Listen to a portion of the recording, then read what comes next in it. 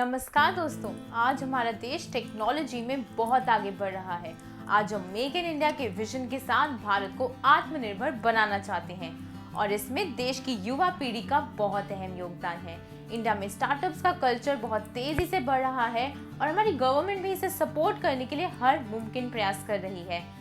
Ease of doing business, stand up India, skill India, the Atal innovation mission और startup India, ये कुछ बड़े कदम हैं जो एंटरप्रेन्योरशिप को स्ट्रॉन्ग बनाने के लिए उठाए जा रहे हैं। मगर IBM institute for business value and Oxford economics की एक रिपोर्ट से ये सामने आया है कि इन सभी प्रयासों के बावजूद 90% से भी ज्यादा स्टार्टअप्स शुरू होने के 5 साल के अंदर ही बंद हो जाते हैं। आज हम इसी विषय पर बात करेंगे कि ऐसा क्यों है और हम कहाँ गलत जा रहे हैं और कैसे हम इन स्टार्टअप्स को एक सक्सेसफुल बिजनेस मॉडल बना सकते हैं। नमस्कार दोस्तों, मैं रिया स्वागत करती हूँ आपका प्रभात प्रकाशन के YouTube चैनल में। अगर आप पहली बार हमसे जुड़े हैं तो हमारे चैनल को सब्सक्राइब जरूर कीजिए ताकि हमसे जुड़ी कोई भी वीडियो आपसे मिस ना हो और क्लिक करिएगा बेल आइकन पर। हमें यूं ही मोटिवेट करते रहने के लिए इस वीडियो को लाइक भी जरूर कीजिएगा।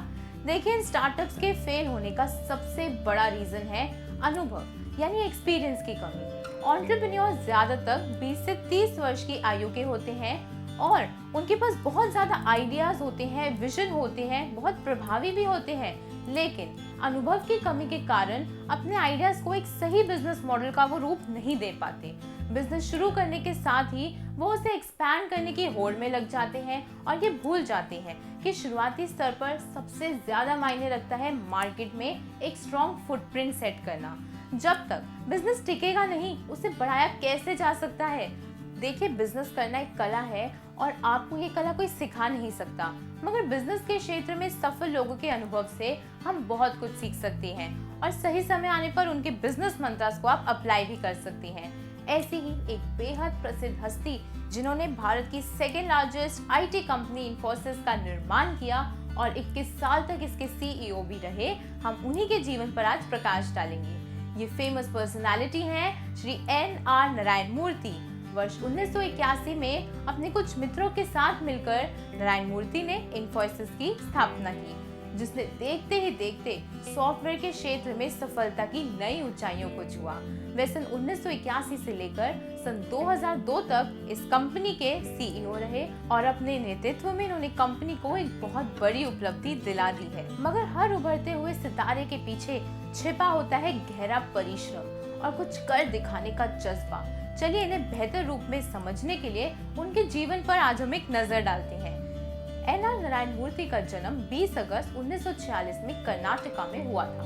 ये बचपन से ही एक बहुत ब्राइट स्टूडेंट रहे हैं और हर साइंस स्टूडेंट की तरह इनका भी सपना था कि ये अपनी ग्रेजुएशन IIT से करें।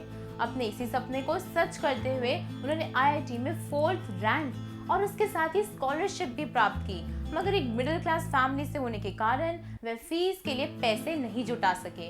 इसलिए उन्होंने एक लोकल इंजीनियरिंग कॉलेज से ग्रेजुएशन की, मगर इनके IIT जाने के सपने में इतनी शिद्दत थी कि उन्होंने मास्टर्स IIT कानपुर से ही की।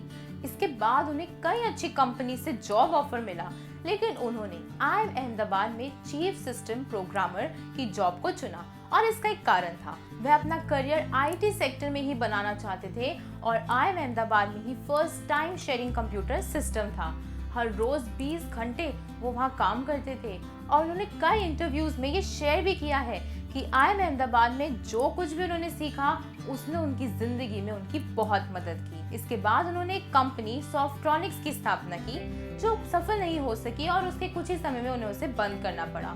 फिर उन्होंने 1.5 साल बाद पाटनी कंप्यूटर सिस्टम पुणे में नौकरी कर ली। यहाँ पर उनकी मुलाकात नंदन नीलेकनी और अन्य लोगों से हुई, जिनके साथ मिलकर उन्होंने 1981 में इन्फोसिस की स्थापना की। इस स्थापना के लिए उन्होंने अपनी पत्नी सुधा मूर्ति से 10,000 रुपए उधार लिए थे। नारायण मूर्ति जी का ये कहना है कि महज 10,000 की राशि से कंपनी को चलाना एक बहुत बड़ी चुनौती थी, मगर बिजनेस करने का उनका एक गोल्डन रूल था, प्रॉफिट में रहने के लिए जितना कमाओ उससे कम ही खर्चो।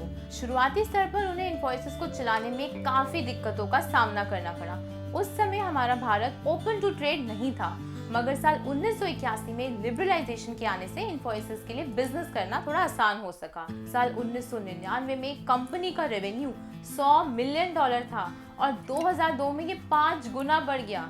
और देखिए आज इस कंपनी की वैल्यूएशन $13 बिलियन है। सिर्फ 7 लोगों से बनी एक कंपनी आज लाखों लोगों को जॉब देने में कामयाब हुई है।